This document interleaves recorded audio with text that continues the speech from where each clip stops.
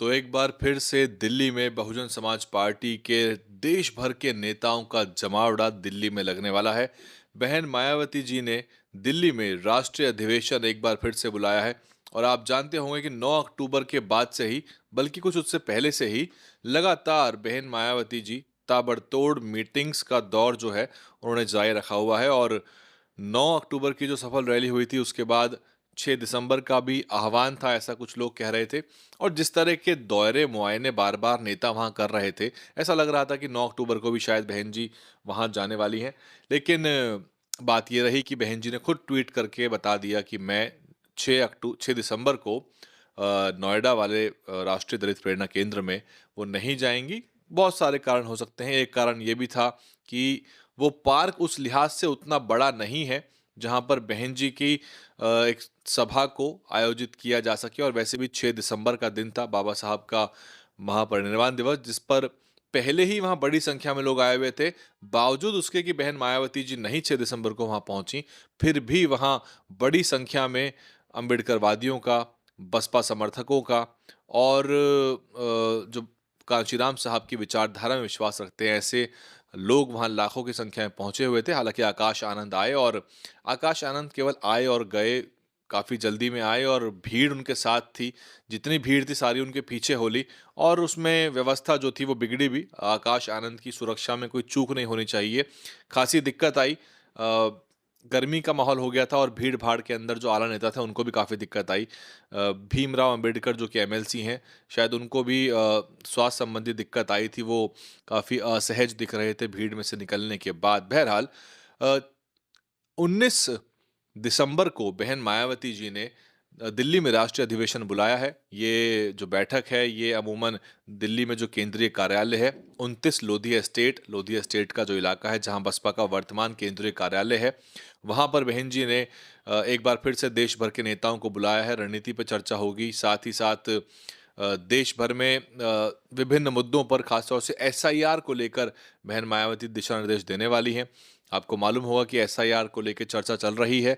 उत्तर प्रदेश में बड़ी पेचीदा समस्या आ गई है, उस पर अलग से हम रिपोर्ट बनाने वाले हैं कि 4 करोड़ मतदाता कहाँ गए। और बहन जी का जो ट्वीट है एसआईआर को लेकर, और विभिन्न जो एक तरह से प्रक्रिया है पुनरीक्षण की, उसको लेके जो बहन जी ने कुछ चिंताएं बताई हैं वो महत्वपूर्ण हो जाती हैं। जबकि अखिलेश यादव और योगी आदित्यनाथ भी चिंता जता रहे हैं कि 4 करोड़ वोटर गए कहाँ। मैं उस रिपोर्ट को अलग से आपके सामने लेके आऊंगा।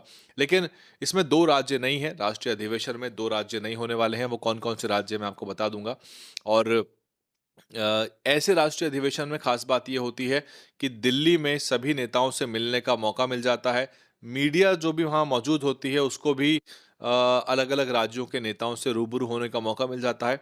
हम भी 19 दिसंबर को वहाँ पहुँचेंगे और वहाँ पर जो नेतागण मौजूद होंगे उनसे उनके राज्यों की अपडेट लेंगे, चर्चा करेंगे। और क्योंकि अब एकदम से कोई चुनाव हाल फिलहाल में नहीं है और केवल उत्तर प्रदेश के अंदर पंचायत चुनाव आने हैं जो कि मार्च अप्रैल के महीने में होंगे, उसको लेके भी जो प्रत्याशी हैं अलग-अलग इलाकों के वो चर्चा कर रहे हैं। बहरहाल, बहुत सारी जो बहन जी ने अदला-बदली की हैं उसकी अपडेट तैयार करके आप तक मैं रिपोर्ट पहुंचाने की कोशिश करूंगा। लेकिन काफ़ी कठिन काम है क्योंकि पल-पल प्रभारी कई राज्यों के बदल रहे हैं। अ, हम कोशिश करेंगे कि किसी दिन आपको पूरे देश भर के कि कौन से राज्य में कौन-कौन से प्रभारी हैं इसकी एक रिपोर्ट आपके सामने लेके आएँ, क्योंकि नेताओं को जनता को पता होना चाहिए कि उनके राज्य में कौन नेता लगाए गए हैं बीएसपी के द्वारा। और खास तौर से जो दलित समाज है, अनुसूचित जाति वर्ग है, एससी एसटी ओबीसी वर्ग है, बहुजन समाज है, उसको तो पता होना चाहिए कि हमारे राज्य में कौन-कौन से जो नेता हैं वो केंद्रीय प्रभारी हैं, प्रदेश अध्यक्ष है। क्योंकि बदलाव बहुत जल्दी हो रहे हैं। पिछले दिनों रामजी गौतम उत्तराखंड गए थे, अब उनको हटा दिया गया है। फिर रामजी गौतम दिल्ली आए थे, उनको दिल्ली से हटाया गया है। अब फिलहाल सीपी सिंह जी दिल्ली में हैं। शायद रणधीर बेनीवाल भी जी भी हैं। और जयप्रकाश जी को बहन जी ने पश्चिम बंगाल, उड़ीसा लगाया था। अब उनको वहाँ से हटाकर केरला भेज दिया गया है। अशोक सिद्धार्थ जी भी वहीं पर है। अशोक सिद्धार्थ जी के पास दक्षिण के कई सारे राज्य हैं। तो बदलाव बहुत जल्दी-जल्दी हो रहे हैं। भीमराव अंबेडकर जो एमएलसी हैं उनको उत्तराखंड बहन जी ने लगाया है।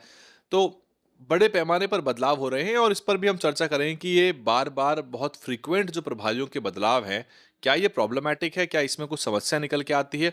क्योंकि कोई भी प्रभारी काम करने के लिए समय माँगता है, उसको अपना सिक्योरिटी ऑफ टेन्योर तो चाहिए, तो इन सब पे चर्चा करेंगे। और ज़ाहिर-सी बात है कि जब 19 तारीख को बैठक होगी, तो 19 तारीख को भी कुछ प्रभारियों के प्रभार में अदला-बदली हो सकती है। बहरहाल 27 के चुनाव बहुत दूर नहीं बच रहे हैं और बसपा कुछ चीज़ों पर अभी भी काम नहीं कर रही है। जो बसपा के अब तक के इग्नोर्ड मुद्दे थे, जो अब तक के इग्नोर्ड एस्पेक्ट्स थे, बसपा उन पर काम नहीं करना चाह रही है, उनको सॉर्ट नहीं करना चाह रही है और कई राज्यों में गतिविधि बहुत ज़्यादा नगण्य है, मतलब ना के बराबर है। और आप अगर बंद कमरों की बैठकों को कैडर मीटिंग को मानते हैं कि वो केवल राजनीति है, तो वो कांशीराम साहब का दौर था जब उनको समूचे मनुवादी विरोध के बावजूद एक मूवमेंट तैयार करनी थी, तो उन्होंने घर-घर जाके, दफ्तरों में जाके, बंद कमरों के अंदर, छोटे-छोटे कस्बों में जाके एक देश भर का माहौल तैयार किया था। अब तो पार्टी स्थापित हो चुकी है, 84 से लेके अब तक राजनीति सार्वजनिक रूप से करनी पड़ेगी, मुद्दों की करनी पड़ेगी और मुद्दों की भरमार है। इस समय मुद्दों में कोई कमी नहीं है। आए दिन दलित अत्याचार, उत्पीड़न की खबरें आती रहती हैं, तो इन सब मुद्दों के ऊपर भी संज्ञान लेना पड़ेगा।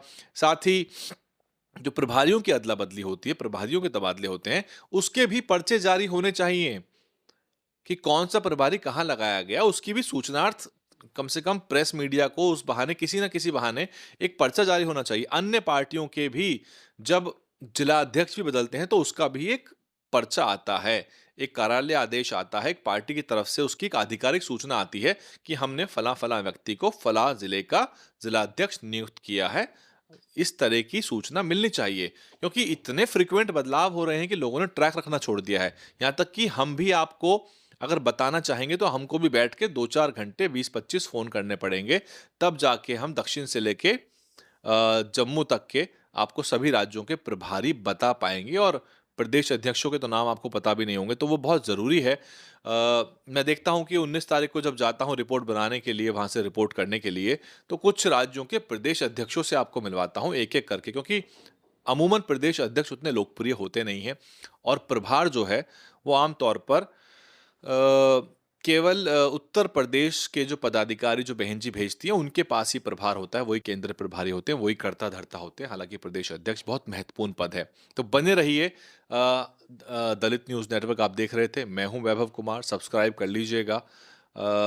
19 तारीख को राष्ट्रीय अधिवेशन बहन जी ने बुलाया है, किन मुद्दों पे चर्चा होनी चाहिए? आपको क्या लगता है, क्या अहम मुद्दे हैं? और बसपा की रणनीति में और कौन से बदलाव होने चाहिए? क्योंकि आप जनता जनार्दन हैं। आप ज़मीन पर कनेक्टेड हैं, आपको पता है कि ज़मीनी गतिविधियाँ क्या हैं, बाकी पार्टियाँ क्या कर रही हैं, किसका सोशल मीडिया अच्छा चल रहा है, किसका मीडिया मैनेजमेंट अच्छा है, किसकी पीपल टू पीपल जो मार्किंग है, कॉन्टैक्ट है, जो ज़मीनी गतिविधियाँ हैं, किसकी तेज़ हैं, ये सब आप कमेंट करके मुझे बता दीजिए। 26-27 की तैयारी में बसपा लगी हुई है और अवश्य ही अच्छा परिणाम बसपा लेके आएगी। लेकिन जो आपके जो कमज़ोर कड़ियाँ हैं, जो आपके अब तक के इग्नोर्ड एस्पेक्ट्स हैं, यानी कि जो आपने जिन मुद्दों पर गौर नहीं किया है, मीडिया, सोशल मीडिया, बाकी का प्रबंधन और एक पार्टी का खुलाव होना, पार्टी के अंदर जो एक एक एक एक माहौल है कि पार्टी में शामिल होने के लिए नेताओं से संपर्क करना पड़ेगा और मुद्दों की राजनीति नहीं करती है। आसानी से दूसरे संगठनों के मंच पे बसपा के नेता नहीं जाते हैं, तो ये करना पड़ेगा। हो सकता है कि मतलब संभव हो तो बहन जी ये भी करें कि सभी सामाजिक संगठनों के नेताओं को बुला के एक बड़ी मीटिंग हो जाए, विज्ञान भवन में हो जाए, इंदिरा गांधी इंडोर स्टेडियम में हो जाए। उसमें केवल संगठनों के पदाधिकारी को बुलाइए। अम्बेडकरवादी संगठन देश में कम से कम 1 लाख से ज़्यादा होंगे। 1 लाख से ज़्यादा बड़े अम्बेडकरवादी बुद्धिस्ट संगठन हैं। उनके साथ बैठिए, चर्चा करिए। तब परिवार के ही लोग हैं, सब अम्बेडकरी मूवमेंट को आगे बढ़ा रहे हैं। कुछ राजनैतिक हैं, कुछ गैर राजनैतिक हैं, कुछ अन्य पार्टियों की तरफ झुकाव होगा, लेकिन अगर बहन जी आह्वान करेंगी, तो सभी लोग दौड़े चले आएँगे और बड़े मूवमेंट क्रिएट होंगे इस तरह से। क्योंकि बार-बार बहन जी जो राष्ट्रीय अधिवेशन बुलाती हैं, उसमें पार्टी के ही लोग जाते हैं, पार्टी के पदाधिकारी जाते हैं और बहन जी उनको दिशा-निर्देश देती हैं, उस पर वो काम करते हैं। और बिहार में जो परिणाम आए थे, वो तो आपको पता लग ही गया होगा। यही सब चर्चा 19 तारीख को होगी। क्या कुछ निकलेगा आपको बता देंगे। 2 राज्य जिसका जो शामिल नहीं है इस राष्ट्रीय अधिवेशन में, जो मैंने आपको बताया था, वो 2 राज्य हैं, उत्तराखंड और उत्तर प्रदेश। उत्तराखंड, उत्तर प्रदेश को छोड़कर 19 तारीख को राष्ट्रीय अधिवेशन बहन जी बुला रही हैं। जो भी मैंने आपको मुद्दे बताए उस पे कमेंट करके मुझे आप कमेंट भेजिए। हमें आपकी कमेंट का इंतज़ार रहता है। सब्सक्राइब कर लीजिए यूट्यूब के दर्शक, और फेसबुक के दर्शक जो हैं वो पेज को लाइक कर लीजिए। बहुत धन्यवाद। दोबारा हाज़िर होंगे। DNN हिंदी को सब्सक्राइब करने के लिए दबाएं लाल रंग का सब्सक्राइब बटन और घंटी का बटन दबाकर ऑल नोटिफिकेशन पर क्लिक करें। चैनल को जिंदा रखने के लिए नीले रंग का ज्वाइन बटन दबाकर चैनल को आर्थिक सहयोग करें।